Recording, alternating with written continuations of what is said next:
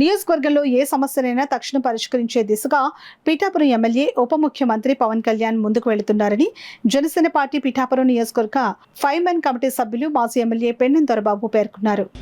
మాకు ఇన్సెంటివ్ బకాయిలు గత 6 సంవత్సరాల నుంచి వస్తలేదండి. దాని గురించి మన పడా డీడీ ఆఫీసర్ గారికి కంప్లైంట్ ఇవ్వడానికని వచ్చామండి. మేము అతను మాకు సానుకూలంగా సంధించి పవన్ కళ్యాణ్ గారి దృష్టికి తీసుకెళ్తున్నామని మా అన్నీని సానుకూలంగా సంధించారండి. మా ఏమేమి ఉన్నాయో అవన్నీని రాసుకుని పవన్ కళ్యాణ్ దృష్టికి తీసుకెళ్ళి మాకు న్యాయం జరిగేలా చూస్తానని చెప్పడం జరిగిందండి ఈరోజు. కాబట్టి త్వరగానే పవన్ కళ్యాణ్ మీ సమస్యలు చెప్పండి. మా సమస్యలు కిలోకి 50 రూపాయలు ఇన్సెంటివ్ అని గవర్నమెంట్ ఇవ్వాలండి. అది 6 సంవత్సరాల నుంచి రావడం మానేసిందండి. దాన్ని తర్వాత పక్క మందులు కొట్టడంలో మా పురుగులు గూడు కట్టడం మానేస్తుందండి. ఆ మందులు కూడా బ్యాన్ చేసిన మందులు, రసీదేమన్న మందుల వల్ల అది ఇక్కడ మనం ఒకసారి కంప్లైంట్ ఇవ్వడం జరిగిందండి. ఆ మందుల వల్ల కూడా మా పురుగులు కడతలేదు. దాని గురించి కూడా డైరెక్టర్ గారు చెప్పడం జరిగిందండి. సానుకూలంగా సంధించారండి. ఇవన్నీ మాకు అనుకూలంగా చేస్తానని.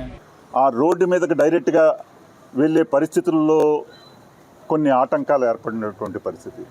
సర్వీస్ రోడ్లు ఒకవైపుకే ఇచ్చి రెండో వైపు ఇవ్వలేదని కొంతమంది రైతులు, అలాగే అండర్ పాసేజ్గా వెళ్ళే పరిస్థితుల్లో వాటర్ వెళ్ళే విధానం ఒక తోరలేసి దాన్ని కన్స్ట్రక్షన్ చేసి ముందుకెళ్తున్న తరుణంలో రేపు రాబోయే రోజుల్లో తోరల కాయవు, రేపొద్దున రైతులందరూ కూడా మేమందరూ ఇబ్బంది పడతామనే పరిస్థితుల్లో వారందరూ కూడా ఆందోళన చెందుతున్న పరిస్థితుల్లో ఈ రోజున వారందరూ కూడా ఈ సమస్యని గౌరవ పవన్ కళ్యాణ్ గారి దృష్టికి తీసుకెళ్లాలని చెప్పడంతో ఈ రోజున వారిని కూడా ఇక్కడ తీసుకురావడం, ఇక్కడ పడా ఆఫీసులో దీనికంతా కూడా ఏ రకంగా అయితే రైతులకి ఉపయోగకరంగా ఉంటుందో ఆ రకంగా ఒక ప్రణాళిక రూపకల్పన చేయడం కోసం ఈ రోజున పడా ఆఫీసు అధికారులు అందరూ కూడా దీని మీద ప్రత్యేకమైన ఒక మీటింగ్ పెట్టి 3-4 రోజుల్లో మీటింగ్ పెట్టి ఆ మీటింగ్లో రైతుల యొక్క సమస్యలు, అక్కడ ఆ ప్రాంతం ప్రజానీకం యొక్క సమస్యలని కూడా తీసుకుని ఆ రకంగా